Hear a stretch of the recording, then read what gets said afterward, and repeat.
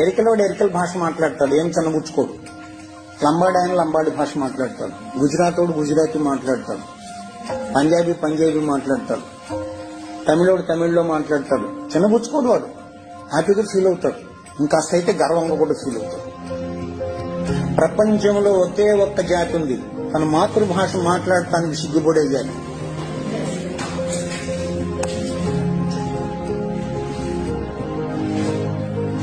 ఏం చేయలేం.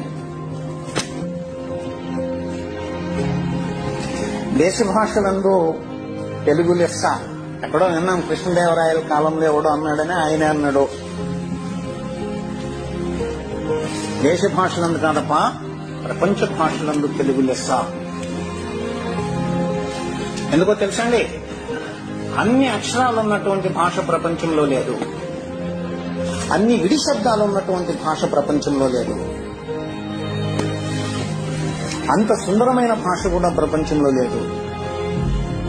అది నీకు అప్పనంగా ఊరికే దొరికింది. పాపం మనోళ్ళు ఊరికినే దొరికినాయి తీసుకోమని చాలా ధీమా కలిగిన వాళ్ళు కదా, దాన్ని వదిలేసి ఇద్దరు తెలుగు పంతులు ఇంగ్లీష్ లో మాట్లాడుకుంటారు. అది దయనీయమైన పరిస్థితి.